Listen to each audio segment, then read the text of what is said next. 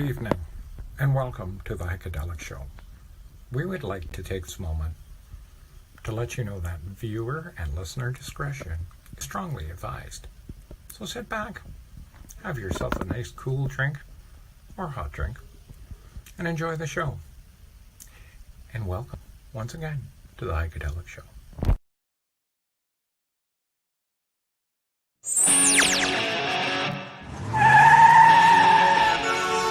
You better subscribe to Pine Tree Line Outdoors, and here's why. Have a look. It's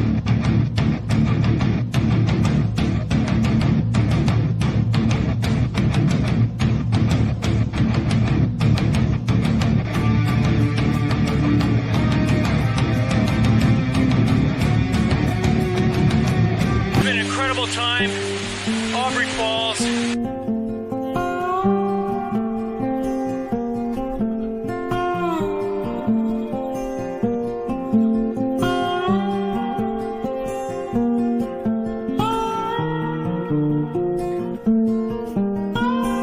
Why are we here? What is this abomination behind us? Okay.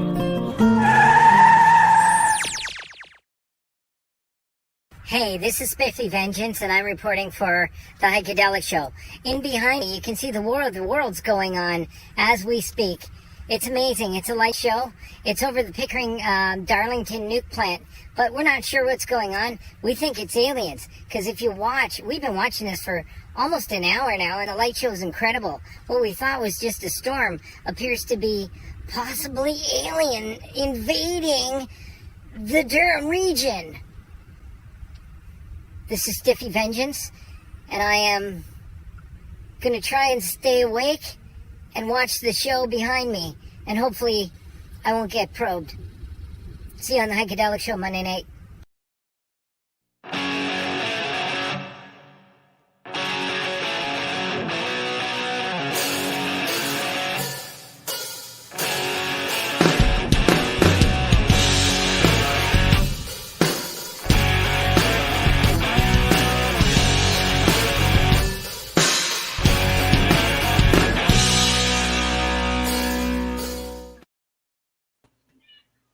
Hey, boys. Hey. You know what? When I hear the show start, the live music is what I want to get back into. I want to hear the band in front of me. So that's going to have to happen sometime soon. Let me tell you, Hike, I can be the man to help you out with that. I'm so in. So in. Man. Hey, next weekend, actually, we're up in Napanee. If you want to see, I think there's like 15 bands on Saturday. Over Friday, Saturday, Sunday, I believe there's like 35 bands. Wow. So if you feel like doing a road trip, hit up Napanee. Yeah, baby. It's Roblin, Ontario. Roblin? I guess. Roblin. All right, I'll have to look Rob that Lin. Yeah. It's called the Bannock Shack Bash. And okay. Yeah, you gotta buy tickets. There's only a certain amount. I know we were getting pretty close to being sold out, but okay. Day passes at $20 and $50 for the weekend. Oh, nice. Camping on site. So what is it, on private property somewhere? Yeah, I think it's about 300 acres, and you drive through about 100 acres, and then it opens up into this great big stage, and it's got concession stands. Like they got one where they sell whatever you need, like, hey, I need bug spray, I need whatever. And then another one's got food, right? Or there's a couple of food. That's cool. That reminds me of back when we went to Shirkston Beach. Where's that? It's down near Cayuga, because we used to go drag racing all the time. Yep. So it's always shitty staying at the track, because it's just too many people and it's crazy. So we always look for campsites. Yeah. And the same thing, we found this. It was just a farmer, let's say, some guy, and he had the same thing. He had a piece of property, and it was private property, so police were not allowed in unless he called them, right? Yep. And same thing. You just got on this little like driveway, but it went for like at least 2 kilometers, and it went through a little forest, and then poof, this giant freaking opening, and it was right on Lake Erie. like Nice. right on the water. It was awesome. Awesome. We had some good times there. I bet. Yeah. Well, yeah, this So is welcome to the Heikadelic show, boys. It's nice to see everyone again. Good to be back. And the Good to see fans you. that are out there and our friends in Montreal. Mm-hmm. Yes. Indie Rock Howdy. Radio. Bonjour, mes amis. shout out Indie Ça va? Rock. Tell us how you are. You can tell us either on the chat or on the YouTubes, or Georgie Yep. can pick Email up is open. at Heikadelic930@gmail.com. Yeah, Or chat with us live on here. That's right. that's I'll it. give you Heiko's cell phone number as well. Yeah, perfect. I'm gonna put that out at the end of the show. 8375-309. 8675309. See, look, what did I tell Who you was earlier? the Look, band who did that? look here. 99. Did they do Jesse's Girl too? I don't know. No, They that's might Rick. have- That They might was have that might have back. Rick Springfield did Jesse's Girl. Right, right. I was trying to think who did that. Hey, Derek, what's this What's what? I can't see it. at the bottom of the screen? It's a piece Oh, of- right here. This tail. is No, on This the is- bottom of my screen. that's a George. Oh, what is? There. Oh, you got a tail. Yeah. Is that your keychain, or is it made with real cat? Yeah, there's actually a cat attached to it. Oh, it's a big As soon as I get keychain on then. the We- show, the cat's on my lap every time. We were talking about that today. About Yes, your, we your were. cat. Yeah. And Yeah, I that usually was- have a dog jumping up here, but they're not right now. Uh-oh. Uh-oh. There's no food on the go. No, No treats. No treats. Yeah, I ate 'em all. How you done then? Hey, okay, our fan Steven has got the right idea. He says skull. So you know what that means, George. I do know what that means. I know We exactly need to what that play a tune. means. We do.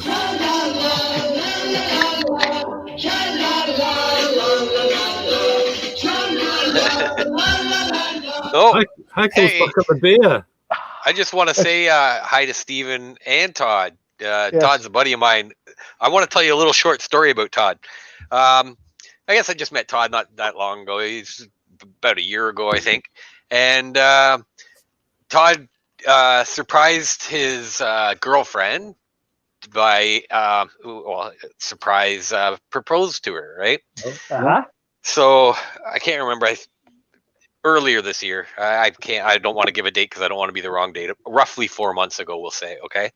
Yeah. So I think it was 2 weeks ago now. Todd all of a sudden is in the kitchen with his fiance, and she's like, "Just so you know, you're getting married, or we're getting married next week." And he's like, "What?" She's like, "Well, for the last 4 months, I've been planning our marriage. So guess what we're doing next week? We're getting married." I'm like, "That's a keeper, bud." Like, that's Yeah. hilarious. Oh, wow. That's good. That's good. I mean, yeah, And she planned out everything, right? She that's yeah, it was good. that's a spouse who's going to get you. Get you February there, Todd says. binge watching Trailer Park Boys. That's it. Binge watching Trailer Park Boys together. Hey, Woohoo. honey, pass me a beer. So, Yeah. Eric, what are you wearing? You're wearing a House I'm- of Fun. Shameless self-promotion. How do I get one of those? Well, these are Oh. no longer in existence. Masters of Monster Billy. Can we get one? I think we should try do. This is my favorite, actually, House of Haunt shirt, which you can go to thehouseofhaunt.com and pick up any of our merch. But yeah, I want to make a new a run of this. I would love to do this one Nice. again. Speaking of merch, I owe Richard a Maniacs t-shirt, which I have rolled up in one for him and his wife, but yeah, so now he's moved, so I'll have to go deliver So it. yeah, you guys keep talking about shirts that you're giving to people and stuff, and look who still doesn't have a shirt. Yeah, but Heiko, your weight keeps changing, so we're just waiting to wherever you sort of plateau, we'll consider. Yeah. Okay. Yeah. Thanks. That's Yeah, awesome. that's right. We should have given you a shirt a long time ago. But yeah, Derek, I love that shirt. And Yeah. Pretty cool. what's your I appreciate website, it. by the way, for your It's band and your merch? thehouseofhot.com or on social media. You got to get the in there, because if you don't get the in there, it sends you to a million House of Haunts, because there's a million, but you put the House of Haunt, and that's us. You Right. hear that, fans? You want a cool shirt? That's where you go. You want some merch? Support the band. Yeah. And of course, the best way to get it, which I find personally, is come and buy it from me or Matt or Steven or whoever's sitting behind the table selling it at a show. Oh, That's the best way to get it. And then you get to see a show and buy a shirt, which I Wait. think we sold quite a few shirts this weekend. I was surprised. We played a private party and we sold quite a bit. It was awesome. well, I have a funny clip, in fact, which I think we got the guy got your name wrong, but it's from a fan. So yeah, those Halloween haunt guys are really something, aren't they? I like the video, and they're kind of scary. But I hope to see them again, maybe live next time. But I am going to check out their socials and look them up on Facebook for sure. And I'm going to like them because I like them. See you next time. Poor guy's still probably looking for you guys. Halloween Hunt. The Halloween Haunt. Yeah. Hey, isn't that what they have at Canada's Wonderland? Oh, speaking of which, maybe we should talk to Canada's Wonderland about. Oh yeah. Oh, I shouldn't give anything away, but yeah, that'd be kind of cool, eh? That Having would a monster band play at a Halloween thing. Yeah. There you go. Yeah. So, Hike, why don't you talk about what we did today? We went down to Disney's thing, I just wanted to say too, George was the only one that noticed. This is my first one on the show since my little mishap. Ooh. That's right. Yeah, Well, we better right. cheers to that, buddy. Cheers, boys. I'm sympathizing with you. I've just got water here. It is so good. I bet it is. That's because we're on the bottom shelf here, George. We drink the water. Yeah, we don't support alcoholic drinking. I do. Dude, I But love alcoholics. They're my best friends. Great band, the Alcoholics. Got every album. Yeah. speaking of album, what's your backside looking like tonight? It's looking good. Oh, Is it a bit earlier? Are we going to do it? No, show us the backside. Oh, you want to see my backside? Oh, actually, a quick shout. I don't know if you mentioned it. Todd Phillips. Yeah. Tommy Two-Tone. That's who recorded the song 867. Yeah. Right. Thanks, Todd. So, thanks, Todd. Thanks for doing that for us. Thank you. Right. That wasn't a hit in England. That's why I didn't know it. I was still in England then. So, Yeah. That's my excuse. All right. All right. Ooh, that one's pretty dark. Yeah, it's dark. Smoke. So Is I that can- smoke? I know what it is. Can I Yeah. say? No? No. Oh, okay. Oh, he turned the light on. Put it up close again, George. I can't quite see. Is that a picture of something? No, it's kind of smoky, right? Yeah. Yeah, we can't really see it because it's. Yeah. Try again. Well, anybody, if you got a guess, throw it. If you're on Facebook, throw it up on Facebook if you think you know what it is, and see if you win the prize. See that? Yeah. I'm getting the Very cool. reflection off the screen. And by the way, this week's prize is free tickets to next week's show. Absolutely. Perfect. So, you know what? I saw Derek. So you see Derek here on the screen, right? And he looks like he's always got his hair slicked back. Yeah. Come and just have a shower. Oh, okay, that's good. So you hadn't showered when we saw you earlier today? No, I hadn't showered since about 6 o'clock in the morning. A little House of Haunt man musk. All right, Yeah. so Derek's got pretty long hair, right? Yeah. He had it. Yeah. Look at that. Well, I got a little bit of hair. He had it flipped to the side, like when I was like a bit of a rocker myself. Yeah, like the whole right? Yeah. I'm like, wow, this guy looks like an actual rock star. And he had leads on and stuff. And I'm like, I'm kind of digging it. Well, So anytime you've been in the studio, you know what it's like with headphones on, man. It just messes your hair, so you have to have it slicked back, right? Oh, yeah. I usually put mine in a ponytail, but I got my hair cut today, actually. I used to actually have hair like down to my butt. Back in the heavy metal leather jacket days, jeans and white high cuts. Right to the belt. So Yeah, Nice. yeah. and what about you, Heiko? Have you ever had long hair? Longest I ever had was to my armpit. Oh, Yeah. Well, you were trying to what, like crochet them together, Was it a mullet? I was trying to braid them. braid You them? know? Yeah. Yeah. So what about or maybe macrame, right? To stick some kind of a plant in there, so you can carry your plant with you. Yeah. Yeah. You could try That's that pretty now. cool. I think it's brilliant. In fact, macrame, yeah, kind of weed pots or whatever. Yeah. There you go. I just have to grow my hair longer again. I And just then- got to cut too. Oh, okay. I understand what you're talking about now. That's Yeah, like yeah. some flower pots and like little hanging baskets. Yeah. Yeah. The You Raven, do a macrame chia pet. in the late 70s. Yeah. It was like everybody was doing it, and yeah, you'd Right, hang right. these plants everywhere. And George's pictures from way back, he had pretty long hair too. Yeah, right? yeah. Back If in you the- want It looked good, though. It wasn't like a mullet. It was more of a rock and roll kind of, like when you mentioned earlier about Springfield, right? yeah. That kind of a Rick dude. Springfield. Yeah. I was Yeah. gonna say that's Tommy Two-Tone though. Uh-huh. 8675. That's gonna be in my head now. Great, thanks. Who No did was that? problem. Who That's an started that? Was that earworm. George? You call that an earworm? An A-worm, yes. An Yes. earworm all day long now. Yeah, all Yeah. night long. Yeah. You remember that awesome guest we had? Oh, on- now I got Lionel Richie in my head. Oh, It's awesome guess. Cute song.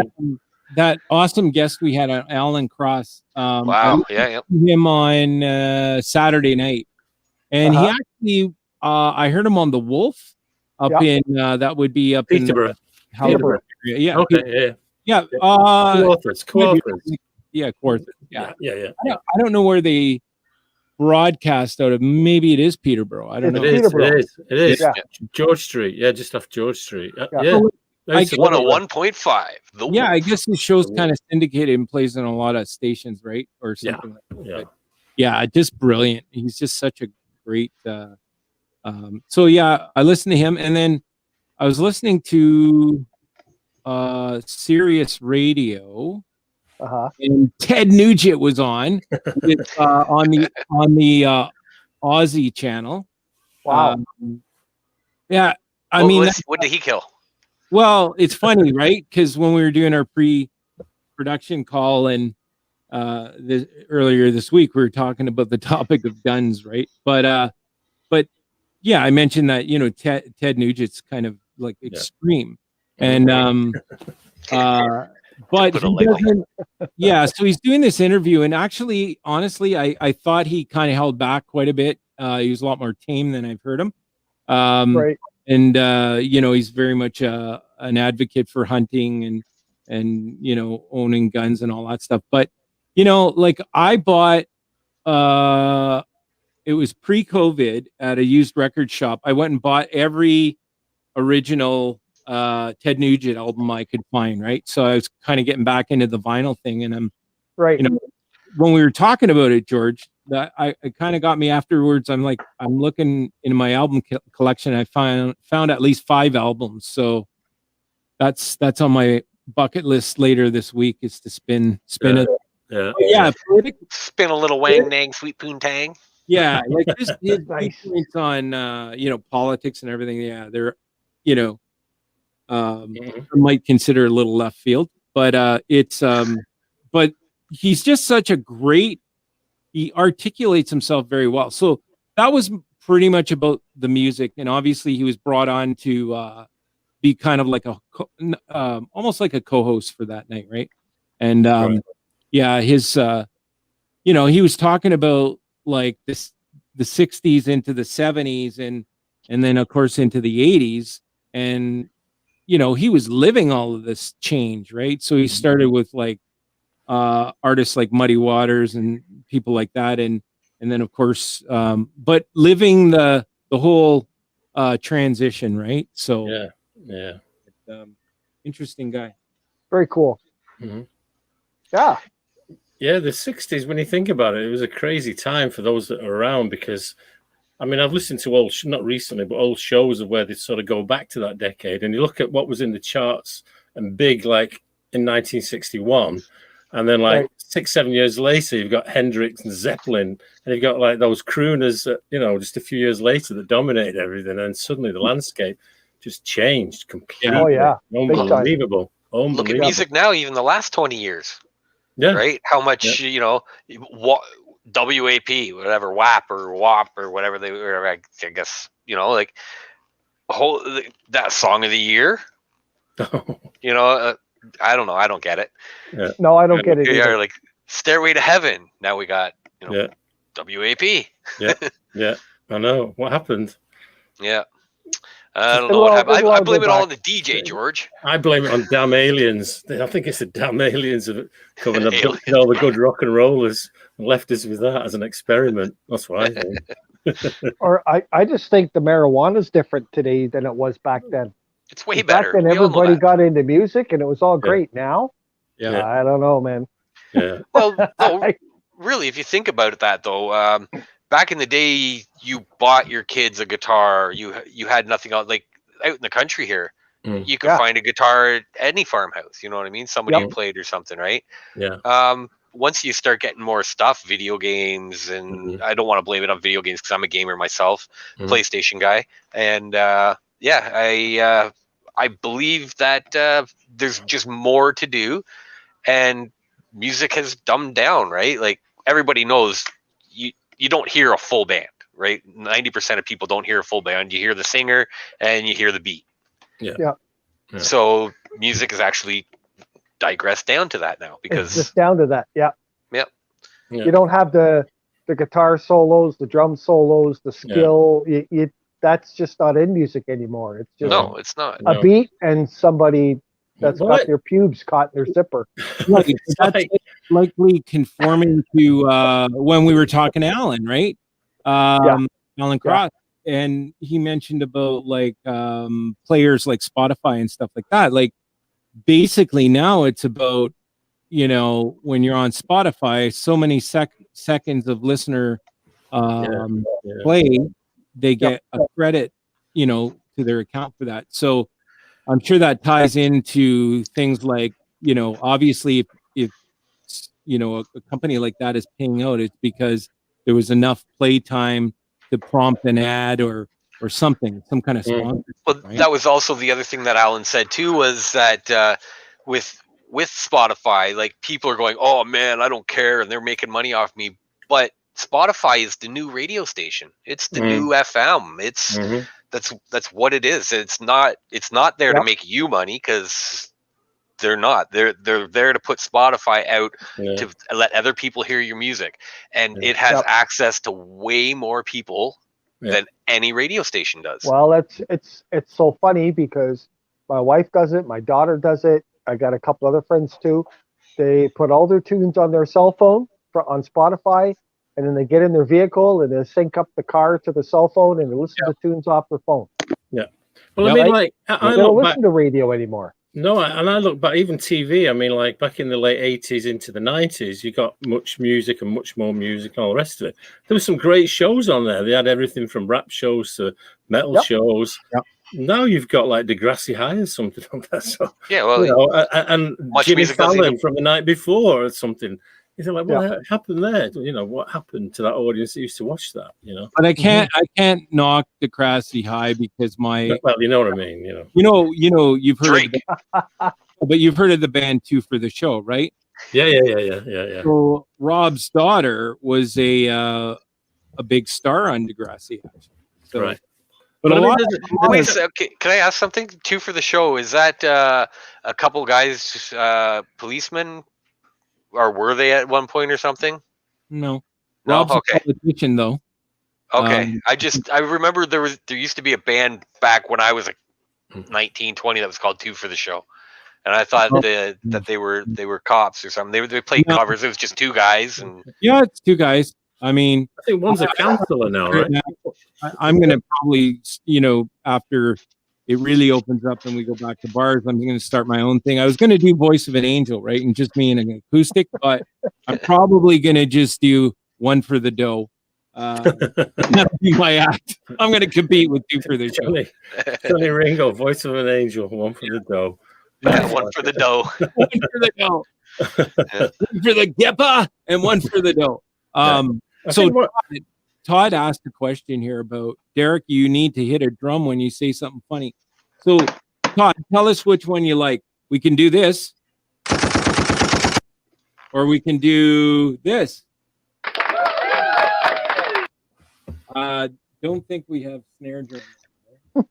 No, ba-doom, boom. It depends if it's good or bad, right?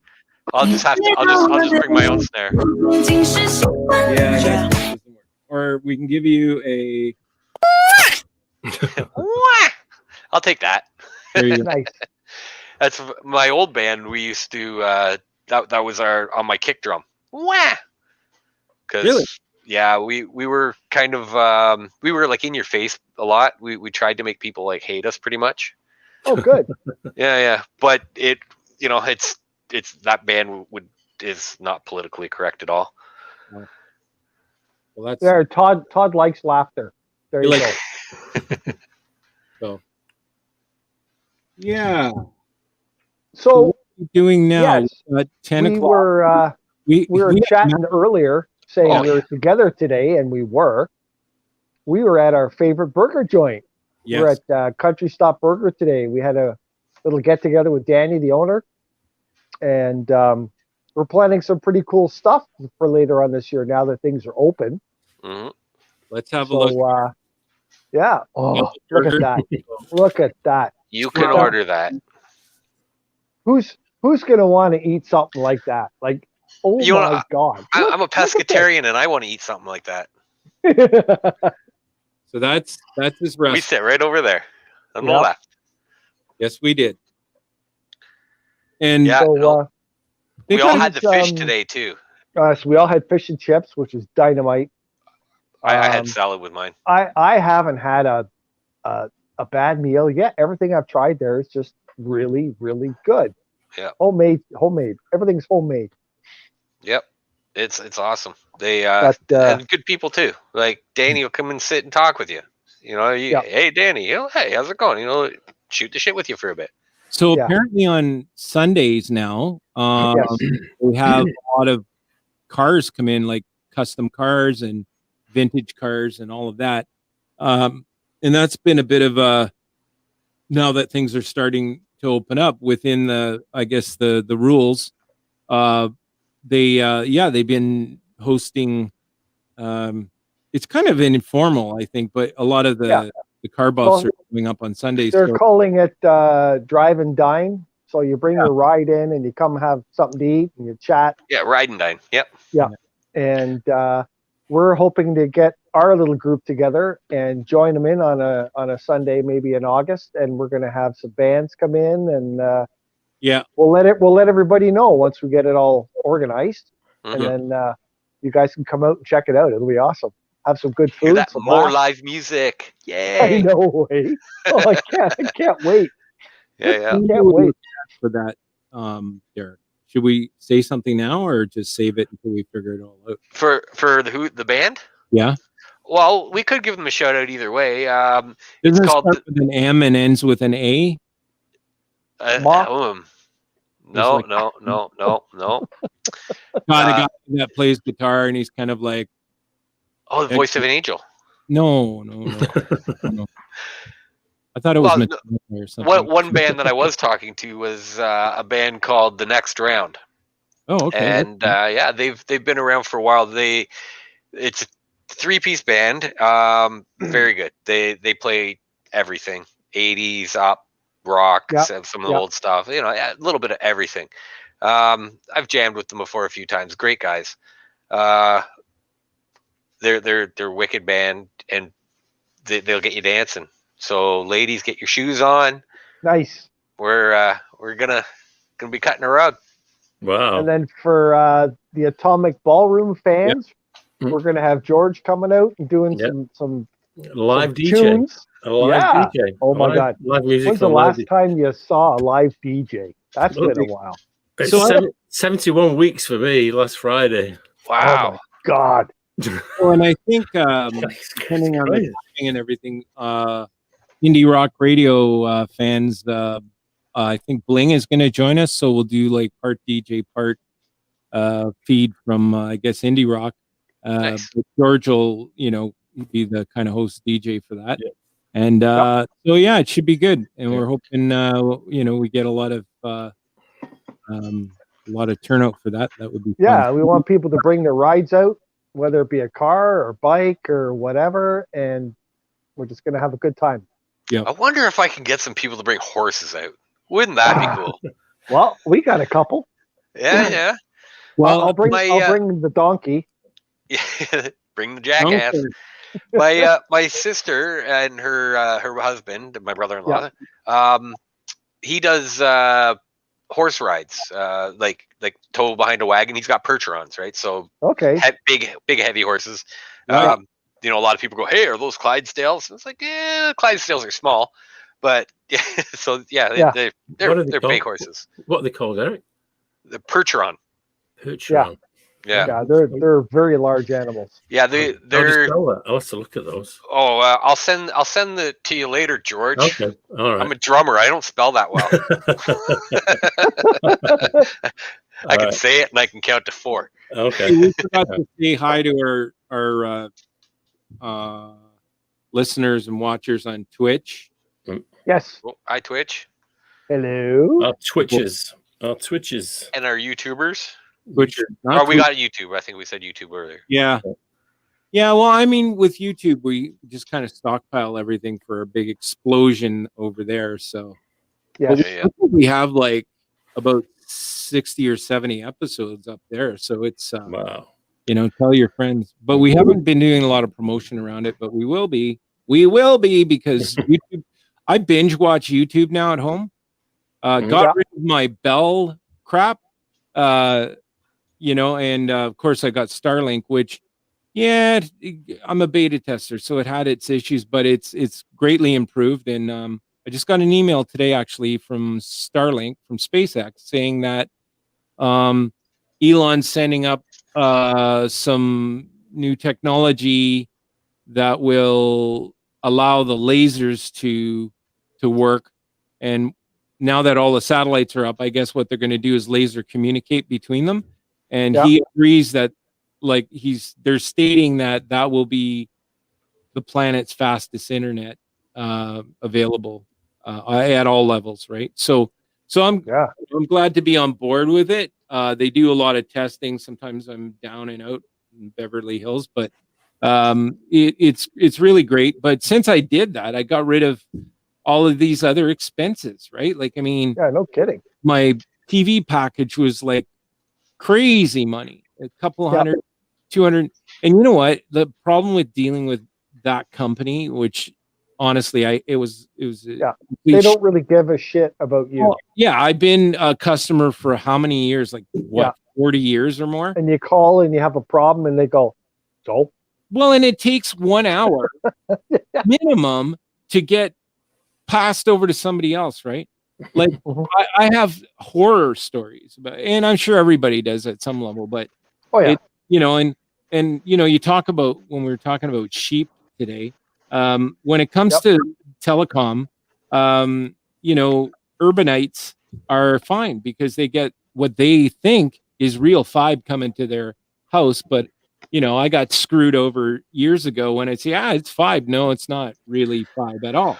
Well, was that Bell, if you don't mind me saying? Oh, yeah, of course. Okay. I used to work for them, and that was a whole thing. I installed fiber optics. That was my thing. So what they did was they selling fibe, which isn't fiber optics, but they're just using that as in, hey, we use this name and you think it's fiber optics. We never said it was. It was a fuck over is what it was. Oops, sorry. Exactly. Yes. A duck over. Oh my God. It was a duck over. Please, somebody. Please. It was, a bend over and bite the pillow. You know what though? I mean, anyway, that could be that is a Ringo rant right there. There it is.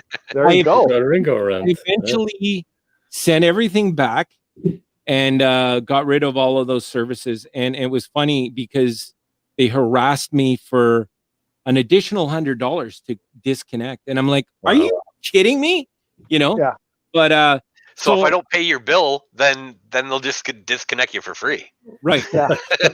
Exactly. And that's what I should have done, but they'll also probably whack your credit rating. Yeah. But you know, I had this idea which I was sort of talked out of, but I was going to take my Starlink box, which is a beautiful box, and I keep it just because it's comes from SpaceX. But so I was going to put all their shit in the box and like Bell stuff and send it back to Bell and you know, just put politely bite me on it. But you know, can't wait to see, you know, but now of course they're wising up like, you know, the other telecom companies are, and what they're doing is they're trying to come up with these solutions for rural areas and putting up cell towers everywhere. And so on the cusp of getting all of this, they're trying to catch up. And at the end of the day, it's no contest. I mean, once this array goes, the next move will be to put IP in cars, and you'll have communications globally, right? Yes. Imagine that. So you're in a very remote area and you got your cell phone that you don't have to run to a hilltop to deal with. So like you'll be able to commute anywhere in the world, whether you're on the ocean or whatever. Like it's going to be just brilliant. And talk about, I hate to say it, like it's not built with a monopoly intent, but what's going to mess it up is international and you know, like country laws about trying to stifle that type of growth, right? Well, you can't have just one. So I don't know. Well, it's all the other big companies too. They're going to do anything and everything they can to stay in the game, right? For sure, all of the big ones are affected. Imagine the U.S. like AT&T and all those companies. Right? Well, it's gotta go somewhere though. Like as you were saying, with maybe that company that we were talking about before. With having your towers go up. I am in a rural area. We had crap for 2-3 years, and you know we would pay $200 a month and half the time you didn't even get internet. Right. So finally we go to Ma Bell and we're putting up this tower, guys. Great. We bought a spot. We even paid early to make sure that we got a spot on that tower, and we had a spot on that tower. But then they oversold that tower by 40%. That happens, right? That happens. Now all my data is gone because we don't have enough bandwidth. I think they were calling it. Is that what it is? Exactly. Yeah, we don't have enough bandwidth for everybody. See, and that's hilarious because I had a guy, you know where I live, out in the middle of nowhere. Ringo's been here. I had a car pull up my driveway, some salesman from Bell. Yeah. And they said the neighboring town, they put up new equipment on a tower over there. I know where the tower is. And what's been coming off that tower has been absolute garbage, but they put their stuff on there now and they're saying it's better. Wow. So, but I'm well informed on how all this crap works too, right? And I told him, I said, yeah, you're going to show me with your little gadget, oh, look at your signal's beautiful, it's perfect. And then the same thing's going to happen. You're going to oversell the tower, and in 2 months down the road, I'm going to have the shittiest internet I ever had. So I said, I am not signing a contract. You can give me your internet if you want. There's no contract. If I don't like it in 30 days, I'm not paying you a cent. You can come take all your shit and go home. Right? Yeah. Well, I mean, I had the rural ExploreNet, and they actually weren't bad. And then when COVID happened, they didn't throttle back or anything. In fact, we were broadcasting, and it was beautiful. It was better than at Rogers Rocket hub, and it. So anyway. But then sometime last fall, everything started to go back with both Rogers and ExploreNet. So when I inquired about it, it's like, you know, I'm getting all kinds of different stories and reasons. But the short of it was, look, they couldn't give me anything unlimited, and I'm using a lot of data. So wasn't the best solution. So I politely, you know, they were okay. I mean, they didn't give me any grief. Customer service was actually very good, although people complain. ExploreNet was never one of those companies that offered up lightning speed optical kind of connection. But now, when I released their services, I said, they said, well, can we do anything for you to kind of keep you as a customer? And I said, well, no, you guys have been good. I said, but I'm a beta on Starlink, right? So the comment I got was, well, you know what, it all starts off good until, and you know what, whatever. I thought that was like kind of a pissy attitude, but well, that's when you should have said, yeah, that's what you guys did to me. No, ExploreNet and Rogers actually, they were okay. Like customer service and everything compared to Ma B, which absolutely sucked ass. But at the end of the day, though, I got set up with Starlink and everything's good. Then all of a sudden, I get these offers coming in from ExploreNet saying, "Hey, we're offering unlimited." And they are like, I had an unlimited package, but what they would do is after a certain amount, they would just slow it right down. That's right. And we got caught a couple of times with our show because, we go to broadcast and wham, we're down. So, but things seem to be working good tonight. I like it. Yeah. It's all good. And this computer is awesome. I mean, it just sounds better, looks better. Well, not from where I'm looking at you. I was going to say, I can't see shit. So let's talk about our guest, who's in the green room now. And, all right, Fang by Night. Fang by Night. Yes. Back. AKA Matt Voros. AKA. He is the singer of the House of Haunt, and he is doing a little solo project. So, I don't want to call it the wrong name. It's folky. It's mandolin stuff, some of it, and a bunch of different instruments. So we'll get him to tell us what it's all about. Yeah, for sure. Yeah. We're gonna have him on in a couple of minutes. He's mandolin for while you brought that up. I was playing on the weekend. With your own mandolin? No. So like usually what I'll do is sit around the campfire and, or wherever I happen to be, and I'll strum. I've been playing a lot more guitar lately than I have in 2 years, but yeah, ukulele. So immediately I got I'm not a ukulele guy, right? But so I grabbed this ukulele basics or whatever in the chord chart, and all of a sudden I'm playing like all kinds of stuff on the ukulele, right? It took literally minutes to go through that book. And so the chord structure is very basic, but what I like about it is it's so portable, right? So I'm bringing, like, my campfire guitar is not going to be my campfire guitar. I'm going to stick to a ukulele. Nice. And you're going to sing Somewhere Over the Rainbow. No, that's a little cliche, but I would do like I was doing like Enter Sandman, just all kinds of stuff, right? But you should try and play some real Metallica sometime. Yeah, or the old classic to the people that like their cannabis. You get your ukulele around a campfire. I could definitely do that, or Seek and Destroy right on a mandolin. Yeah. It's Dave. No Dave here. You were referring to Cheech and Chong, right, Heiko? Yeah, absolutely. Yeah. Yeah. Do you know that George Harrison of the Beatles, he was a huge ukulele player? Oh, yeah? Did you know that? Yeah. I do what? now. It sounds great. I love it. Mm. I mean, so yeah, that's kind of my new thing. A mandolin. Is he a Cheech and Chong fan though? That's what I'd like to know. Me? Or no? Fang. George Harrison.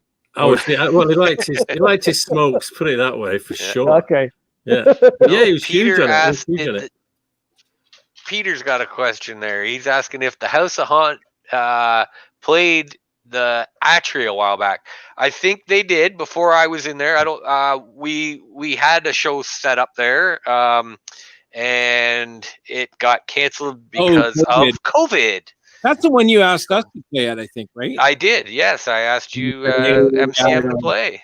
Because we're big rock stars. I don't know. Yeah. And we absolutely played nothing. You guys were playing all the time. Yep. Right? But we weekly. And I think, well, before COVID, the last year that we played, we had cat just jumped on me, dog cat fight. But we had some like 43 or 44 shows the year before, so it's pretty, pretty. You want to check if you're bleeding or not? Like you good? I think I'm okay. Blood. Look at this. It's right beside the sack, though. You know what I mean? Like, yeah. I would show you, but I'm gonna get a little personal. I got that. That was a bagel knife, serrated bagel knife. They'll do a number on you. Never do that with a hangover. Look, it might be swelling. I know, eh? Just have to reopen it. Yeah. So without further ado, hang on one second. Let's just see. We played the Atria. Okay. Yeah, that's Steven. Yeah. That's the Red Duke. The Red Duke. Yeah. All right. So all right, let's bring them on. Fang, we're coming to get you. Hang on a second. Just got to walk down the hall to get to the green room. Oh, to unlock the door. Yeah. There you go. Stop talking to me, dog. Look at that. He's drinking already. Woohoo, cheers. Cheers, guys. There he is. Thanks for having me. The banjo Welcome to the Heikadelic show. Thank you. The Matt, banjo is pretty cool, but I gotta say the man. Oh. La la la! No, we got a drink. Here we go. Drink. Yeah. There you go. Well, what'd you chase that with, Matt? Hey? What was your chaser there? What were you drinking out of the can? Oh, Laker, and I'm drinking this Make her a Laker. It's a buck of beer. Mead that my buddy in our Viking fighting league makes. Yeah, that's right. Derek was telling me you guys are into that, right? Yeah, me and my brother are into that. He's much more into it than I am, but we're gonna scrap. I don't mind getting my ass kicked. I'm bringing my shield and my sword over. You just go there for the mead, don't you? Yeah. The mead and the food. Good food. Oh, good food. All right. So yeah. Go ahead, Ringo. Yeah, I'm a big fan actually of your band. You guys do some pretty brilliant stuff. I think it's not only that you have hooks in it, but I just think it's you definitely got your own sound, right? So and it's in, I don't know, like a lot of artists, like it's not like 3 chords kind of thing. I mean, I can hear horns in the background, there are no horns. No, I know there are no horns, but I could actually hear horns being in the background. I know what you're saying there. Yes. I understand what you're saying now. A good buddy of mine, Vic, passed away not too long ago, just a brilliant guy. But he had a band called Vic and the Meat Kings. But they expanded. They actually had a sound very similar to yours, but then they moved over to like a ska kind of sound. But then they got horns. Like their band became like an 11-piece. So when I was listening to you guys, I'm thinking, wow, there's a lot of creativity in what you guys do. So. Thank you. Not to mention what you guys do for stage presence. That's very cool. Well, yeah, I mean, part of the reason we even started playing in the House of Haunt I started playing in the House of Haunt is because I was tired of hearing 3-chord bands. Yeah. And like bands like the Cars or going way back, the Ventures. They wrote excellent songs and they wrote more complicated things. And modern music, especially modern punk, seemed to be stuck in a 3-chord phase. And there's so much more to music. That's actually why I don't play like straight punk, because it's not every band is simple. Like Lagwagon is really complicated when it comes to punk, but so many bands, punk bands, are 3-chord bands, and I never wanted to be a 3-chord band. So that's why I went to Psychobilly, and my new folk punk EP that's going to be coming out in the next while. I wanted to. Well, firstly, COVID hit. And so band practice was canceled indefinitely. So what does a musician do? And, for the first couple of months, I was like, well, nothing. And then I thought, well, I can't just sit here and do nothing. I've got to try and do something. And for Christmas, my sister gave me was it Amazon gift card or a Wish gift card, or I can't remember, one of these. And I'm like, okay, well, I don't usually buy stuff off the internet like that, but let's see what I can find. And I found a mandolin, and I'm like, oh, well, let's give it a shot. Let's take a risk. And I got the mandolin, and I was really impressed with the instrument. So many, I don't know, of these like beginner, no, not beginner, that's the right word to say. They seem like simpler instruments, like you were talking about the banjo, and you were talking about how easy it was to pick up the banjo and learn it and go through the songbooks. But the mandolin wasn't like that. The mandolin was more complicated than I thought originally it was going to be, and that really sparked an interest in me, because it's not the same shapes as guitar, it's not the same shapes as some other stringed instruments that I've fooled around with. And so I really drew to the mandolin, and that's where the folk punk came out of, this album. And again, just like the House of Haunt, I've seen so many folk punk artists that are 3-chord bands, and I said, what's going to happen when I approach a genre that is, I'm not going to say simple, because lyrically it is very heavy genre. It is a very creative genre lyrically, but musically, not so much. So I tried to bring in a little bit more musicality into these songs. Right. That's very cool. Thank you. So how many songs have you got on so far for your folk punk? Well, I have 5 or 6 songs written, and if you see me live, which your first opportunity to do that will be at the Bannock Shack Bash on this Saturday at 1 p.m. But the recording, I have 4 songs. Okay. And how are you planning on releasing them? So I've been talking with my friends in Heavy Petter. They just opened up a record label not too long ago called Tarantula Tapes, and I bought their Lightmares Heavy Petter cassette split, and I was like, this is a really cool piece, and I really love supporting or being involved with people from Ontario and from Canada. And I thought, there are other labels. There's a few that the House of Haunt has kind of been involved with in the United States. But I thought, hey, they're great people. They've been nothing but kind to me all the times that I've seen them or I visited with them. Yep. And I thought, yeah, that's a spot for me for right now. So I'm in talks with, or not in talks, but I'm working with Tarantula Tapes to release this material. But I'm kind of back in the line. They've got other artists that they've signed earlier, and you're going to see their releases first before you see mine. I think mine is going to be one of the first you see in 2022. I just want to give a shout out to Casey and Corey at Tarantula. Yeah, great people. They are, and they're half the bands that are in Barrie. In between them, I think between the two of them, I think they're in about 4 or 5 bands. So yeah, it's pretty good for them. So, Fang, what is your solo stuff, and what kind of sound? Like, so you mentioned you've got like sort of a psychobilly sound with the band, which absolutely it's so cool, right? You just got to add some horns to it, but but how does I hate asking this because I don't like comparing bands, especially bands like yours and artists like you guys that are way more creative than your 3-chord special bands.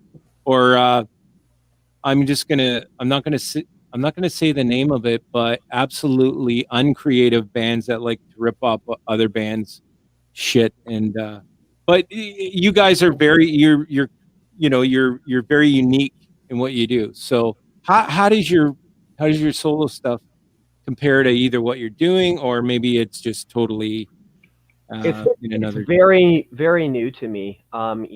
Even as a listener of music, folk punk was not something that I had a lot of experience in. But again, I was faced with the challenge of playing music by myself. Right. And so there's only so many avenues you could do. Now I could have like really buckled down and been like these guys who put out the metal band album and they recorded everything at their house, but like that was too big a project for me. And again, like I was really enthralled by the mandolin, and so I thought, like, what can you do with a mandolin and an acoustic guitar? Well, I could have put out like a straight folk album, but no, I'm not that lame.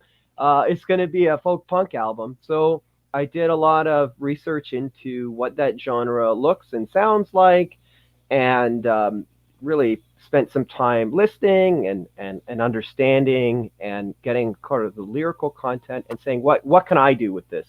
Well, good on you for doing the mandolin thing, because it is complicated. I mean, I'm not going to sit, I've taken attempts and I can't even get the beginning to like a George Thorogood song together. But the like you mentioned, I was talking about the banjo and playing, that it's actually not the banjo, it was the ukulele, which is, I think it's really easy if you know how to play guitar.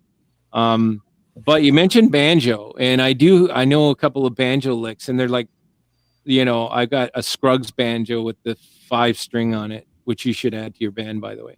But well, by the time I'm done this conversation, House Haunt is going to have 20 members. Exactly. Open it up. Third wave from House of Haunt. So, no. Or you can buy our merch at thehousehaunt.com, just in case I haven't said that tonight. Mandolin is a challenge, though. It really is. I think so. So mandolin is built like a guitar, but plays like a violin, or so I'm told, or so I've researched. So like, what also is exciting for me too is that like the next step is violin, and like what a great instrument that is. And I even have a fucking violin downstairs. I have a banjo too. I have a 5-string banjo. I was like, do I try and learn the banjo in like a month so I can lay it down on some of these tracks? No. Don't rush your recordings like that. Well, you could go to a music store, and they have an actual banjo that's tuned like a guitar. So it's kind of... Oh, yeah, the guitar. Yeah, I forget what they call it. I don't know. It looks like a banjo. It's got the banjo kind of sound. But yeah, if you know how to play guitar, it's... Well, I've got a good story about how I got my banjo. All right, I belonged to a theater group. Okay, I was single at the time, and I was looking for ladies. Okay, and I was like, okay, I got to try something new. So I joined a theater group in the town I was living in, hoping that I would meet some nice people. Well, that's pretty. You know what I mean, and I think you do. So, I was involved in a couple of productions. I was just a stagehand. I helped change the stage from a bedroom to an office, or from whatever. And a couple of productions went by, and at the place we practiced, there was all kinds of props, and there in those props was this dirty old banjo. And I was like, to the guy who owned the studio, or whatever you want to call it, the practice room, it's like, oh, I hate seeing an instrument sit there and it's not in tune and it's missing some of the tuning pegs, and like, you can't play it. And it's like, well, how much better would it be if that was in working order? It would look really cool on your stage if it actually could play. Or maybe somebody could come over and in the play they could strum it and then put it down and then start their lines. And so like I worked this guy up enough where he was able to, or he trusted me enough to give me the banjo to repair it, to give him back to him. Yeah, that's when I quit. Never saw him again. Took the banjo, repaired it. Now it's sitting in my basement. But did you get any woman? I did. I got a really hot chick. But was it like going to band camp? She was crazy, man. She was crazy. So it didn't last very long. It was like band camp then, wasn't it? So I see Sarah May is offering up. She's got a saxophone downstairs. Yeah. If you don't know who Sarah May is, she is Anastasia. She's No, she's been on the show before. And, okay. But yeah, I think your 20-piece band is shaping up. Yeah. She has a lot of cool instruments. And we've been talking about bringing the saxophone into the House of Haunt, but the problem is... There you go. Your horns, right? But I live in a townhouse, So how's she gonna practice? You guys can come and jam at my house. I have You, 500 square you feet. jam a couple of socks in the end of it that tones it down so you can practice indoors. I've never heard of that strategy. Yeah, Yeah. you can do it. All wind instruments, they do that. It's like they have a proper thing for it. I just call it a ball of socks, but you put a plug in the end of it, so it quiets it right down. Yep. I've So seen the no plastic problem. mutes, but I've never. Yeah, never it's heard mute. it. It's a mute. Yeah. No problem. And if you can't afford the plastic, then shove a sock in it. But the Just make sure they're clean. I was thinking of something else there, Ringo. Ringo's been told to shove a sock in it more than once too. So. Oh my God. Jeez. Well, I was told to put a sock on because you didn't bring a rubber. Oh God, you went. Yeah. there, didn't you? Yeah, you're gonna let it He stick to did. the floor for mom. Yeah, he went there. Yeah. So you know what? I think this is really cool that you're picking up different instruments like that and trying something new with them, because have you guys ever seen the Trans-Siberian Orchestra? Yes. Yeah. Yes, I have. Amazing. Electric violins. Yeah. I thought, why is this lady coming out on stage with a violin in a rock concert? And oh my God, it was incredible. They even did the old famous dueling between the violin and electric guitar. Have you ever seen that? Yeah. Unbelievable. Oh, and then So- you've got so, bands yeah. like ELO, right? Electric Light Yeah. Orchestra. Like they set the stage for shit like that.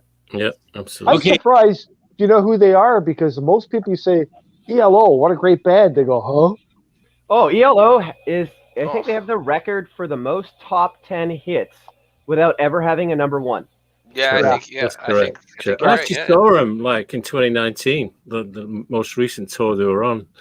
It's just unbelievable. I mean, it was just one of the best. I'm not a huge fan, but it was just one of the best concerts that I've been to, just for the music. You know, and obviously they've got tons of hits. But I just want to ask a question there. Since you picked up your mandolin, because obviously you said it was Christmas that you got it, so it's not even a year you've had it. So, like, from going from, like, say, playing, you know, the way you did songs before, what comes first? You play the mandolin and go ding, ding, ding. Oh, that sounds good. I'll put some words to it. Or do you have words and you go, oh, which, you know, how do you discipline yourself when you're writing for something like that? It's the same way that I would write with any instrument. The way I write is I'll sit down and either the song is written in a half an hour or I throw it away. Lyrics and music come simultaneously. It's never like I have a group of lyrics or I have a group of sounds and I put them together. No, they come together, always together. And it's natural. That's what I like about it the most. I think the best music comes naturally. And when you try and I have a couple of songs, I've done a couple of songs where I've had to force it. You know, I did have the music and then I was like really trying hard, and it would take days.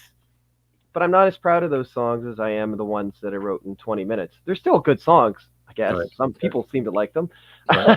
But the ones that I write in 20 minutes are the best songs. Wow. That's Right on. amazing. Yeah. Yeah, the songwriting process, I mean, for a lot of artists and bands tend to be unique in themselves, even though, you know, there's some kind of, I don't know, sort of framework. But I always found with ours, the guys would come up with a riff or whatever, and then we'd sort of complete the music part of it because I play guitar, so we would kind of complete that, and then I would write over that, and it was weird because I was never short of lyrics, and if it was a rhyme, it was a rhyme. But it's, you know, so like, do you your writing process? Do you approach it from a different, perspective when you're doing solo stuff versus with House of Haunt? So House of Haunt is it's so easy. For me, I find it so easy to write lyrically. They're ghost stories, so they don't have to have any particular personal emotion. They're not trying to push any kind of agenda. It's not trying to say anything about like the current affairs. They're ghost stories or monster stories. Like they're just tales, you know. And this time when I approached this new material, all of a sudden it had like you better be saying something that means something, because that's what folk punk is. It's usually massively anti-authoritarian. It's massively alcohol fueled and poverty. Poverty fueled. And these are not themes that I usually delve into. But I challenged myself. I said, as opposed to setting the same kind of standard that I set for the House of Haunt and having a song that I know is going to be amazing, I'm going to kind of drop my standards a bit, but just stick with me. Drop my standards a bit because I want to try something new, and it'll never be what I'm used to.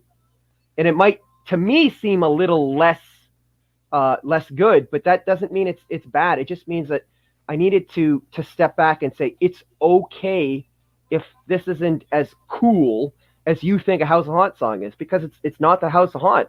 It's a different story. It means something, where the House of Haunt means like nothing. That's all pure fun, whereas this has got some thought and some heart behind it. And it was hard to write, but I stand by it.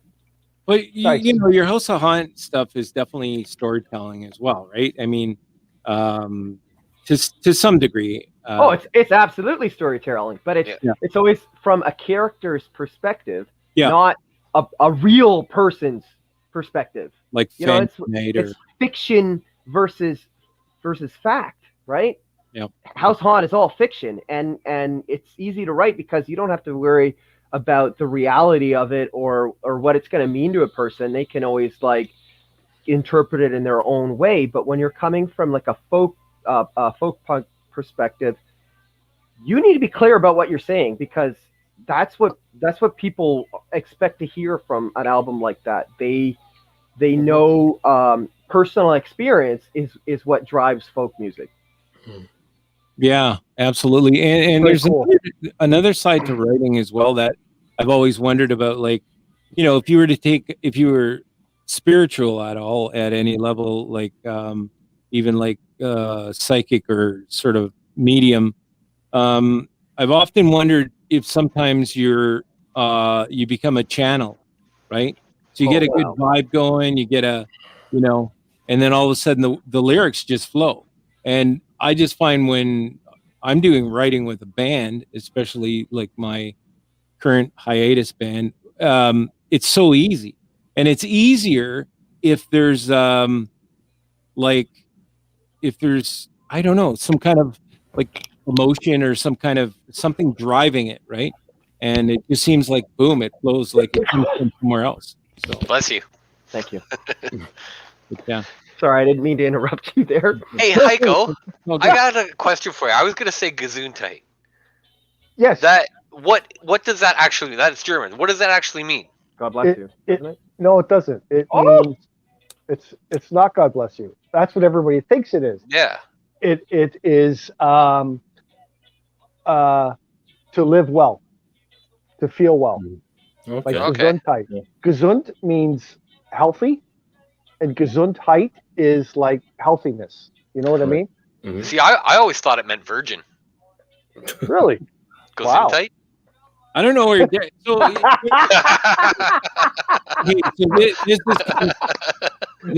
nice. You set me up for that one, didn't you? Well, after I said it, I kind of saw it coming. Yeah. No, that's good. That's really good. It's kind of freaky and funny at the same time. So Eric was talking about how a sock could be substituted as a prophylactic device. We're not assuming that would ever work, but anyway, I said, well, there you go. You went there, right, Derek?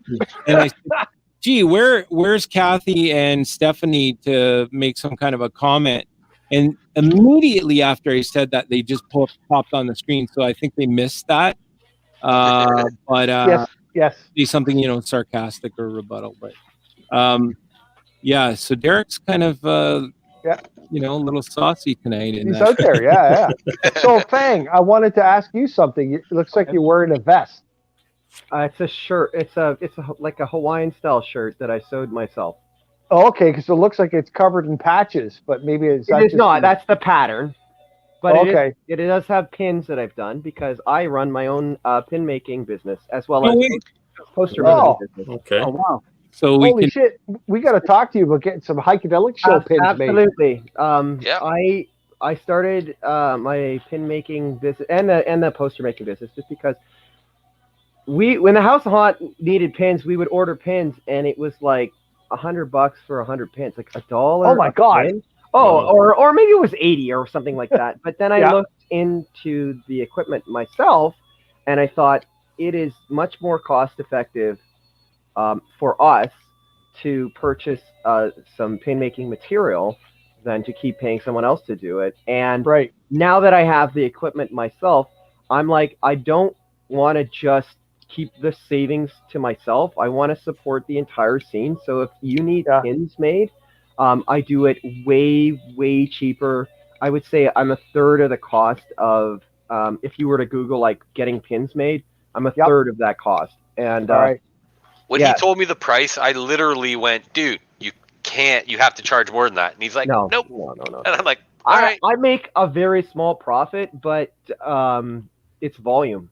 Yeah. You know? It's volume. And not just that, like I have a job. I have a real job. Like, so I don't need to make my living off of overcharging my friends and my acquaintances and people I like.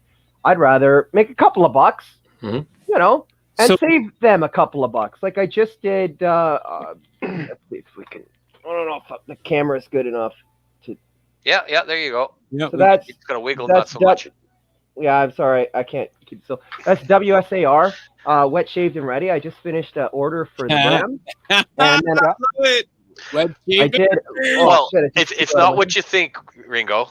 Wet because apparently one guy, what they told me. Wet because one guy is he's Mexican. Shaved because one guy's bald. And ready because, well, they're ready. And then I did.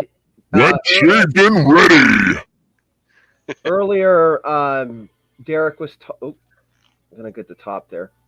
Earlier, Derek was talking to the Ben Akshak Bash, so I made some Ben Akshak Bash pins for them. They're good friends of ours, so like, I don't mind tossing them a couple of pins for no charge because they're good friends of ours. So is that the only size that you make? Is that I make the 1-inch pins. I make the 1-inch pins. Right. They're the best I find because you can put a whole bunch on, right? People don't want big pins. They want look at his lapels, will wear right? that, right? Yeah, they wear that. It is definitely the most popular pin. Well, Johnny, and that's how you pick up chicks too, because they have to get really close to read them. Yeah. So Fang, you just gave away the secret, man. Don't be blabbing that on the air. Did you happen to do the Johnny No Cash pins? They're nice. No, I didn't do the Johnny No I Cash. have. There's a few bands that I've done, but I didn't do him. I did Drunk Robots. I did Running from Daylight's pins once. I couldn't name them all. I've done a few. Cool. We'll hook you up or hook up. I'll hook you up. Yeah, great. You do that. Yeah, for sure. And then I don't know when my band's on a hiatus, but yeah, definitely like covering the merch table with other things. If there are any bands out there watching this today or in the next few days, just yeah, I mean, the reality is that most of the time you end up giving away your pins for free just because you want to get, especially new bands, you want to get your name out there, you want to get people recognizing your stuff, and so you go for something that is small and inexpensive to hand out. And you can go to these big companies and they're not that expensive, or you can come to me and you won't feel the pinch at all. Oh, really? Okay. All right. Excellent. But I like. And how do they contact you for that, or just go through? You could go through Facebook, so you find Matthew Voro, so you can search Fang by Night. You can get me at fangbynight@gmail.com, or you can contact the House of Haunt at thehouseofhaunt@gmail.com. Also through their Facebook page. I have an Instagram page. I have a Facebook page. I am on Twitter, but I don't check that very often, to be honest. But yeah, and even if you're not looking for pins, I do posters. I do show posters. Wow. I was doing that for the Rock Pile in Toronto and excuse me, and Call the Office in London. That's just as well as like any show that any band that I was associated with. Did I love graphic design, so for me, it's like, yeah, that's cool. Yeah, the reason I want to do it is because it's fun for me. I like being involved in the scene, and if I can do it cheap for you, even better. Yeah. Well, you know that poster that you put up, that flyer that you put up that wasn't really supposed to be put up, but didn't. Yeah, that one there, which Ghost Town. That's one that Matt did. That's right brilliant. There. That's great, Matt. Thank you. Or sorry, Fang. Whatever. Yeah. Oh shit! July 17th, we missed it. Yeah, you missed it. Yeah, but I wasn't supposed to post it because it was like, hey guys. Oh, was I not supposed to post that? Because I put that all over my. No. After we put it on, they started putting it up and stuff, so it was okay. It wasn't no big deal. All right. So Sarah was just saying that Fang's on Instagram too. Fang. I did say that. Fang by Night. Yeah, on Instagram. Mm-hmm. Yeah. Yeah, and I was kind of just confused there for a second. Stephanie Ann put a message up. Nice to see you back, Stephanie Ann, but did you find the one she said something about? Sounds like my wedding night. Now I'm dry, we were talking and tired. No, we were talking about what does that mean? And tired. Wet and mild, or what was it? Shaved, wet, and something. Yeah. And then he says, "Sounds no, like after it's after that. Sounds like my wedding night. Yeah. Right. There. Wet, shaved, and ready. Dry. Stomach's tired. Nicely done. Yeah. It doesn't take me long to get stubble. Holy smoke. No, not at all. Like on both ends. But yeah. I'm telling you, it took me an hour and 5 minutes to drink this, and damn, it was good. Yeah. You know that's my beer, eh? That's my initials. Yeah, well, that's my beer too. Yeah. So we'll get along just famously then, won't we? Absolutely. All right. So, Fang, tell us where to go to find you. Like you mentioned, you're on like Instagram and all that. Is there anything in particular that you're promoting that you want people to go to? Yeah, absolutely. So I'm going to be a vendor at the pop culture market in Hamilton. Oh, don't ask me the address. You'll have to look it up. Run by, all I remember is his first name, Rodrigo. But the pop culture market in Hamilton. He's been running out of his business is called the Devil's Cellar. He is a pop culture seller, I guess. You know, like I go there for all my patches and the pins that I don't have, and T-shirts and hats and scarves and CDs and records and stuff like that. That's all the crap he sells. Not crap, good stuff.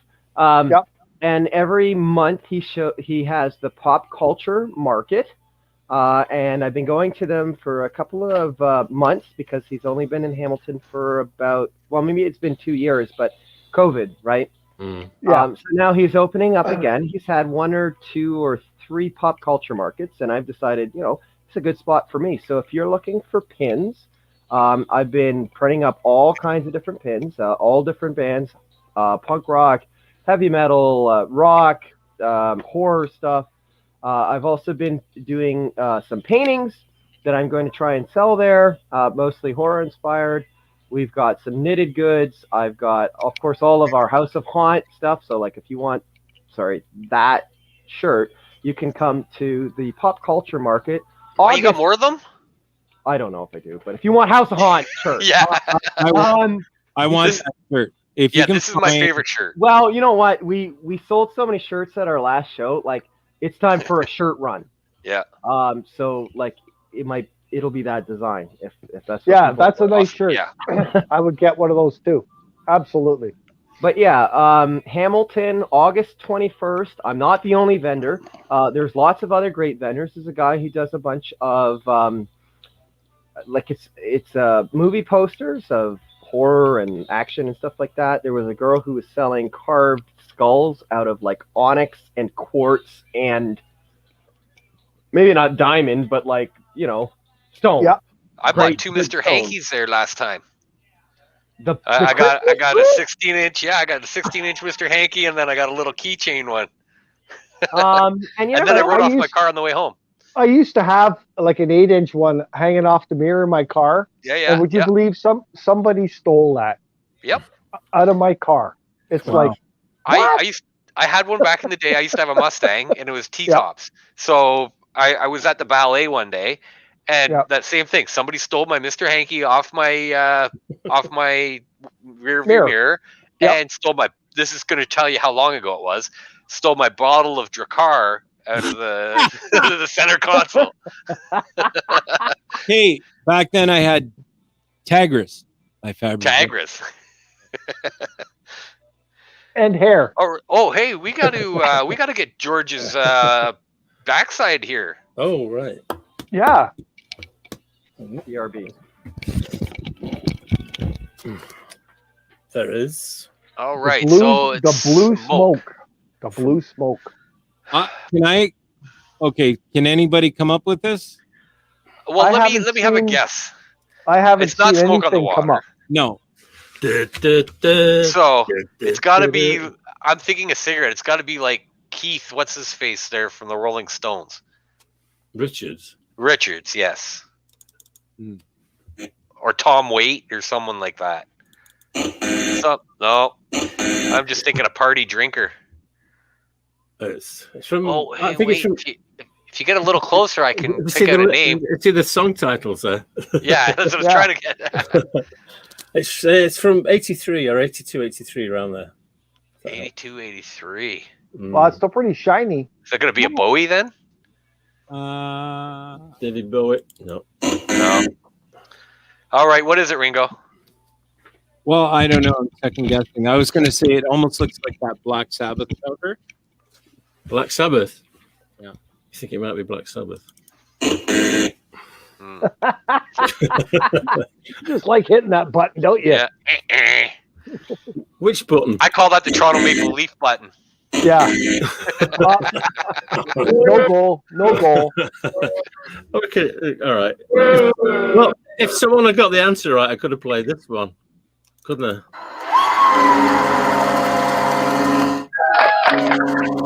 If you'd said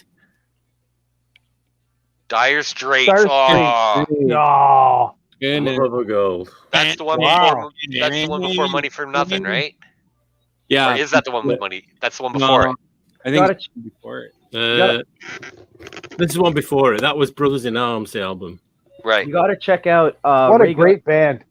Ray Gun Cowboys on Stomp Records. On their newest album, they have a Dire Straits cover. What's the song? Sultans of Swing. No, not the other one. Not Sultans of Swing. Money for Nothing. He did the Walk.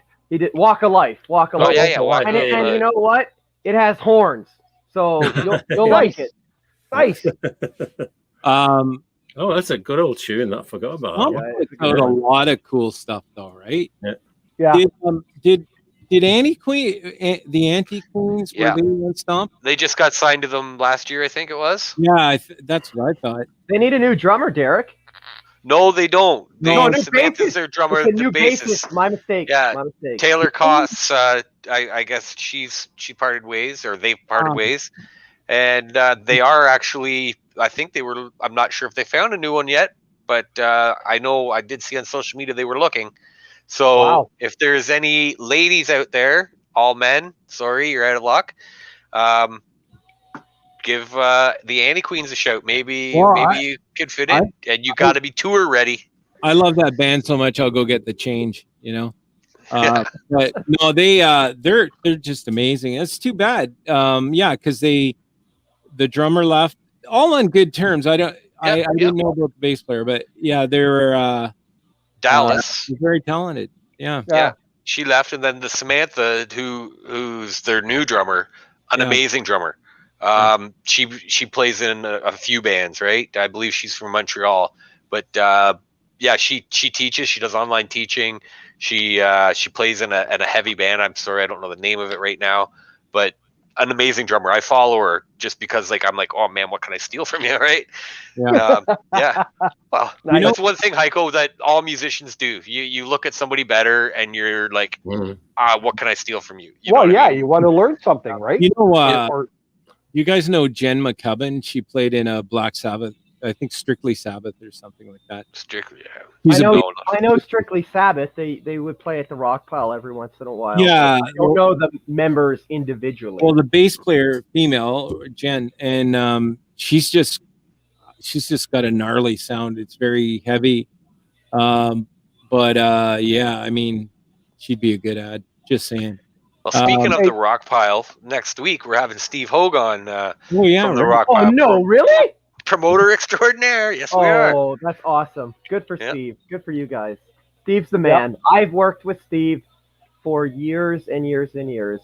And like one of the reasons that I got started in digital art is because of Steve Hogue. I was doing my own show posters for the House of Haunt. Like anytime we played the Rock Pile, I'd send him a file of a show poster. And then eventually he was like, how would you like to be the Rock Pile's like poster guy? And I was like, my God, that'd be awesome. So thank you so much, Steve Hogue. You've done so much for us. And even now, I'm gonna do a little self. Go for it. So I've been talking with Steve Hogue now that Ontario's opening up a bit, and you can see the House of Haunt at the Rock Pile. Thanks to Steve Hogue. Sunday, September 12th. I think it's the 12th. It is the 12th. Yeah. Yeah. So we are back for all those people who are looking to see the House of Haunt in a GTA friendly area, because we have shows, but they're not GTA friendly. You can finally see us September 12th at the Rock Pile. We will be there. Not sure with who, but we can't wait to play for you again. And right on. Hopefully we get to see our buddy Jake, which I'm going to Jake's talk to back. Jake. Yeah, I'm going to talk to Jake, and I'm going to try and get him on the show, guys. He's a sound man, and he used to do sound for April Wine, and he's got some stories. Yeah, I honestly, one of the best guys I've worked with, not just in Toronto, but anywhere. Very, very good. Just don't play. Just don't get on the stage when he's on it. No, don't play. In the name of. Rage Against the Machine. Rage, yeah. Hates that song. Killing in the name of. Every band comes and plays that song, and he's like, "That's when I go take my smoke break." So you'll have to chime in the next week, Fang, and fire him off a couple of messages when he's on the show, and stump him. Say, hey. I don't know if I can stump him, Keith. You know what? Actually, we can do better than that. Actually, Fang, if you want, we'll send you you maybe can pop in for like 10 minutes or something. And, yeah, sure. I like I said, I've known Steve for I think as long as the House of Haunt's been a band. That's got to be 8-9 years now. Wow, and excellent. He is just such a class act. Like he got into the business, and he'll probably tell this story himself. So, if you might hear this again next week. He got into the business because his son was in a band, and, well, maybe you can correct me if I'm wrong, Steve, but this is how I know the story. His son was in a band and kept getting, like shafted by promoters. And so Steve was just like, I might not know anything about the business, but I want to be there for my son, and I want to be there for other musicians, because this is stupid. I'm going to go in and be the promoter that every band wants to work with, because I'll be fair, I'll be kind, and I'll be sensible. Yeah, and that's awesome. He's a good guy. Like I've been talking with Steve over the past week about doing a show again, and he's come to me with a couple of opportunities, and I've just said like I can't do that, for one reason or another, like our own personal hang-ups or something like that. And he never comes back to me and says like, well, that's it. You're impossible to work with. Forget this. Yeah. No, he's like, I understand your position. Let's find something that works. Yeah. Steve, that's excellent. Yeah, he's top tier. Let's face it, Fang. I mean, you and Derek are very intelligent and articulate, and wow. I never thought I'd be called that in my lifetime. I'm just shocked. No, it's true. Like, honestly, to my fellow musicians, there's so many flakes out there, and just like, I've always said it best. Like working with a promoter, when we started to get bigger gigs and stuff like that, we would go out and sell like 100 tickets, like the next day, and I bring the promoter cash in advance. And like I had, a couple of them look at me and say, you don't have to do this. You can actually do it on show night. But a lot of it's kind of a pay to play scenario, but happy promoter, it's like happy wife, happy life, happy promoter, more gigs, right? I hear the pay to play get dumped on a lot, and there's definitely tons of promoters out there that are pay to play. Sorry, and they're garbage. There are promoters out there that just go out and they find some bar owner who like buys into their spiel, and they bring absolutely nothing to the table.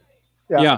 As soon as I hear that, I haven't heard that term before, but pay to play, that tells me they're looking out for themselves, not the band or anything, right? So Steve Hogue he'll most of the time you're selling on a certain amount of tickets just to get onto the show. But here's the thing: if you can't sell some tickets, and we're not talking about this huge number of tickets, that's but if you can't sell that, you don't belong on that stage. Because the headliner or the guy that's coming from, Europe or whatever, if he can't sell tickets, he don't belong on the stage. Right. And when you're a good band and you know how to wheel and deal, some of these pay to play shows, as long as you've got a competent or a really good promoter like Steve Hogue, you can make hundreds of dollars on these pay to play shows. I totally agree with you. I've done been on tours with bands like just a lot of retread bands and stuff like that. But I'm a big proponent on the pay to play, and I know some of my fellow musicians don't like it, but you're absolutely right. If you want to earn the right to be on stage, you better keep there's so many arrogant musicians out there, and I can say that because I'm maybe VOA. But really, you go out, you sell your 15 tickets that are mandatory for the bar, and then you sell 30 more tickets that go to you. Right. You know what I mean? Yeah. And if you can't do that, then go ahead. Never play a pay to play show, but you'll never make big bucks either. I've actually had it where a band, just before they're about to go on stage, because they're like an opening act or direct support for the headliner, say, okay, look, your ticket sale, you committed to whatever. It's usually like something small. It's like 25 tickets or something.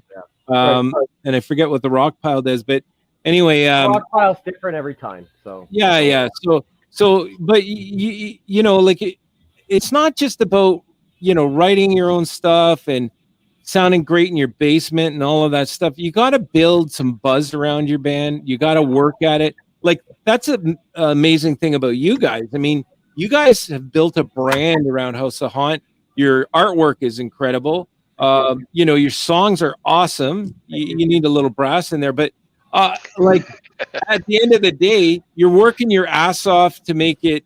And Derek was pre-COVID, you guys were playing a lot, and I'm like, wow, I got half my band just trying to schedule hockey and all this other family stuff, which is great, but why can't you have a night where you dedicate to jamming, and open up some weekends for some gigs, right? So, I mean, I used to hump it I was working up in Sudbury, and I used to come home every Thursday night, to jam. That was a deal I did with a big company, and I'm like, I get to Barrie and then find out, somebody's bailed because of some bullshit, and I just braved a snowstorm to come to jam. So one of the big hardships for House of Haunt is the fact that all our members live fairly far away from each other. I live in Burlington, Red Duke lives in Georgetown, Skull lives in Toronto, and Derek or Radcliffe lives in Uxbridge. Is that right? Yeah, Where? yeah. Okay. Uxbridge is close So enough. like we're far away, and like I always get frustrated because I see these other bands and they all live in the same town, or like like the high school band, the guys that went to high school together. But They'll live on the same street. That's right. But the one thing we never have is problems. Right. No, because you're dedicated, right? That's right. That's right. And so we've got four you- guys that just we want to play, and we'll set aside that time. You know, and we'll work with each other. Like, I can't do this day, I can do that day, or whatever. Like we have lives, but like we're dedicated to the band. It rocks. And we probably got to wrap up soon, but the band I have, or whatever, it's on hiatus, Motor City Maniacs. We were offered 3 years in a row to go on a tour with a European band, right? Which was a big deal at one point, and a lot of shows, and we all work for a living, so it's impossible. But then it came down to the third year. I said, look, can we just do a 2-week thing? And they said, yep, you guys meet us in Kentucky and we'll finish in LA, right? So I asked the guys, I'm like, hey, come on, let's do it. So the guitar player, Phil, him and I, write everything, and like, we're game, we're good to go. And it was down to like really just one guy that was like, nah. But then of course you got to get like work permits and everything else, and everybody lollygagged to the last minute. But that would have been an amazing thing. And we're passing up all this stuff, and we're half a century old, and it's like, well, we're not going to get this opportunity again. But right. Dedication. Well, that's a dream. I mean, like pre-COVID, we're talking. COVID shut everything down in I think March of 2019 or whatever the fuck that year was. 10 years ago. And like February, I had the House of Haunt on a tour. Like 8 or 10 shows out to Calgary and back. And it's just such a shame we had to say bye. Although we got to play right up until it was 2 days after it was. We played a Thursday with the Brains, right? That was the last show. Yep. This Ain't Hollywood ever had. This Ain't Hollywood legendary. No, they have one more after us. There was one more. It was the last show. I'm telling you, it was the last. Okay, was it? Yeah, because they canceled the other one. Oh, that's right. Yes. They canceled the other one. We played the last show at This Ain't Hollywood in Hamilton. Yeah. But the good news is that at least when we canceled said tour, all of the promoters and the bars were like, "You just let us know when we can do this again, and like we'll line you up with said tour again." See, and what you guys just said too, that's sad. When a venue, when you hear that was the last show played at that venue. Mm. So I know a lot of places have closed down. So now let's just say things turn around and get better, and we get back out there, bands get to play again, DJs get to rock and roll again. What's with these venues that are all shut down? Like, I can tell you, there's a few of them that were just looking for an excuse to shut down. Yeah. Really? Yeah, and I might get some slack from this later, but like This Ain't Hollywood had changed hands, it changed management quite a few times because nobody could make a go of it, and it's like the sad thing is it's a legendary venue, and it should have made great money, and they really people should have appreciated it for what it was. They couldn't make a crack of it anymore. So like COVID was the perfect excuse to just close the door. Yeah, I totally agree with you. There were so many out there, but then the bigger venues to get, like, if you look at, there's several venues that have like a day-to-day, 7-day-a-week bar service, or they have a smaller club inside where they can sustain it. The bigger clubs that relied on just events, in Oshawa Music Hall being one of them. I mean, that shifted everything. So, but they're coming back. They've got a new, venue spot that they're renovating. So, from what I understand, what they posted recently is that they're going to open up what used to be the old dungeon, and it's called something. They're calling it the music hall again. Yeah. Oh no, they're actually the basement part. Yes. That, and I forget what the basement something studio whatever, but probably 44. Yeah, for the Studio address. 44, like the whole bond, Yeah. they're on 44 Bond, but Well, we need these places to come back. You know what I mean? yeah, To we open up. definitely do, and if it's done well, there's now like the old music hall is been bought, and it's another venue. It's called the Biltmore, and then across the street, of course, you got the old theater, The Regent. Yeah. Yep, the Regent. I understand that there's a couple of I'll call them, it's probably comparable to like a dungeon size opening up in the Durham region. So that, I mean, handled in the right way, it'll be good for Durham anyway. And in Toronto, yeah, we lost a lot of great clubs out there, smaller Yeah. ones, unfortunately. Yeah, but I do think that it's exciting to see who's going to take advantage of like it was sad to see everybody close for sure, but like now we're in a position where you can open up, and like finally people have been starved of live entertainment for so long that they'll actually go out again. And so these new bars that are going to open up, they might be, the start of a new era. It could be. It could be like, and you would have to like, look at what COVID did in terms of, let's say, for instance, a small pub. I've got my favorite pub that had to close down for much of COVID because they just didn't have a big kitchen, right? So the kitchens are sustaining the pubs. And some of them did very well during COVID, right? But they shut down everything else. The big venues, especially the ones that just zero in on events, were decimated, right? Like, I mean, they just didn't have anything to sustain them. No food business. So I think the new venues, like the new quote hall, which will be the upstairs at 44 Bond, and then the basement, which will be the Kathy says stage 44. And she's good friends with Maggie over there. So, well, we all are. But anyway, at the end of the day, it's a good plan. Open that up first. And there's also a restaurant going in there up top. So if they can kind of mix it with food and entertainment and everything else, then it's great. It's a good mix. Yeah, it's also a lesson in like diversity, right? Like these venues that were just reliant on shows are deciding, hey, let's serve some food too, because that's a market. Yeah, they kind of have to. Yeah.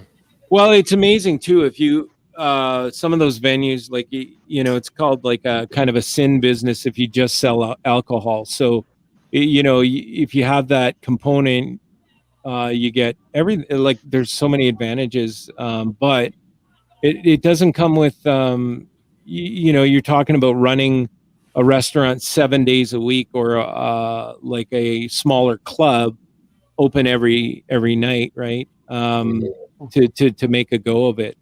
But anyway, it's now in the past in a lot of venues. You're right, Fang. I think that's something that we're going to see a lot of new things happen. My only concern with large venues is that they'll run into a wall on capacity, right? So there's a breaking point, right? Like every club will have, hey, I need to have 50 people in my small bar to pay the bills, right? And pay for staff and everything. So some of the bigger ones, where the inflection point is and where it gets really dangerous with what happened is these bands that you bring in, the headliners, are not cheap, right? Yeah. So this whole concept of pay to play, I think that's going to be a bigger issue. You're going to have to sell more tickets, but capacities, if you have 1,000-seat facility, are you going to only be allowed 300? Well, I'm sorry, but the break point is at 300, right? You know what though? Like, I don't think we're going to be living in this capacity world for long. I'm. You might say I'm silly, but I'm hopeful. I don't think we're going to be living in this capacity world. That's a whole other discussion, because it is. And sorry, I don't want to open up the. Yeah, it is getting pretty late. Yeah. No, it totally is. Absolutely right. Is I mean, there's vaxxers and anti-vaxxers. You know what though? So on that note, it's 11:15. Yeah, we and vaxxers and anti-vaxxers. Yeah, we got to shut her down, boys. Yeah. But you can come on some night. We can pick that up as a topic. That would be awesome. So, thanks for being here again. And yeah, we'll shoot you the link next week. Oh yeah, maybe get on for a few minutes with our guest and with Steve. With Stevie. Yeah. Yeah, that'll be fun. And we can hear it, I guess, firsthand from him about what his outlook as a promoter is. Yeah, eh? That's right. Yeah. Maybe what vaxxing and anti-vaxxing are going to do to the, Cheers, well, Steve.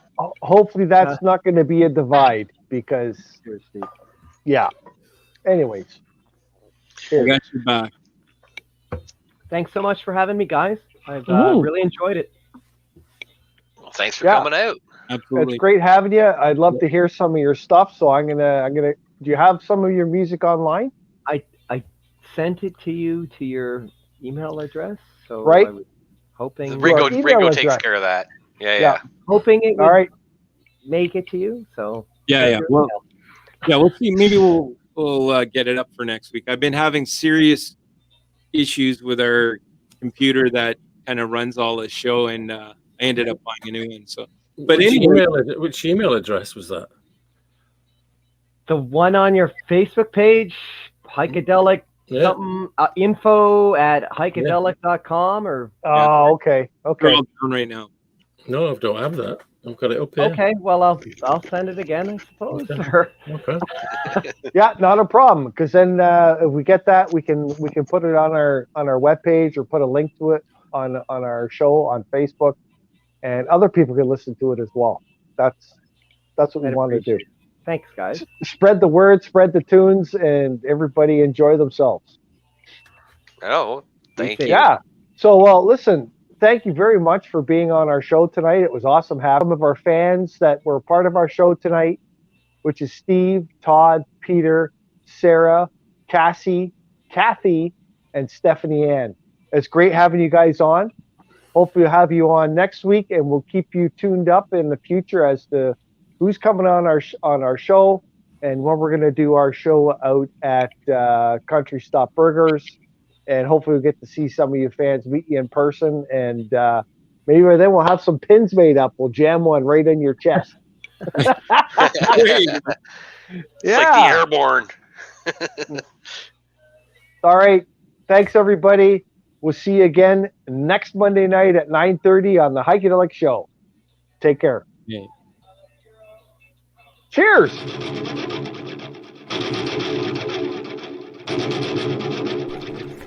Well, that's another wrap for the Heikadelic Show, folks, so time to get dirty. And don't forget, listen in next week on Monday night and every Monday after that for the Heikadelic Show at 9:30 Eastern Standard Time. If you'd like more information on the Heikadelic Show, please find us at www.theheikedelicshow.com or .ca. We'll see you all next week on the Heikadelic Show.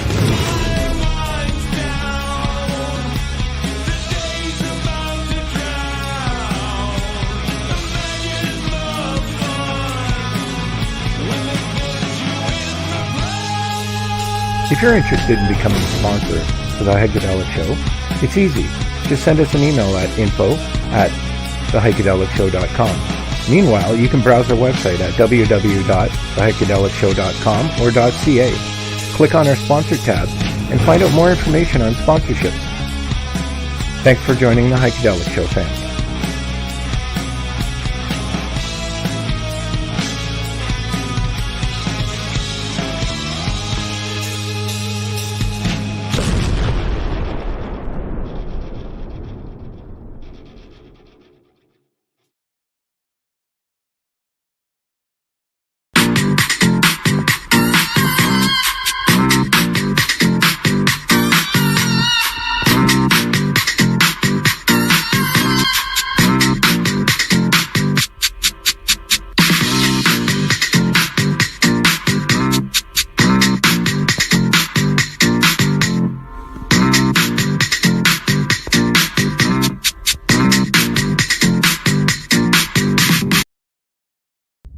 This really cool costume for Halloween and for Christmas. Love it. Couldn't wear it. Then I got one for New Year's. I got this really cool ensemble for New Year's Eve. Love it! Couldn't wear it. So there. I got all these summer clothes at a discount because everybody's selling everything off really cheap. Love it! Can't wear it. See ya.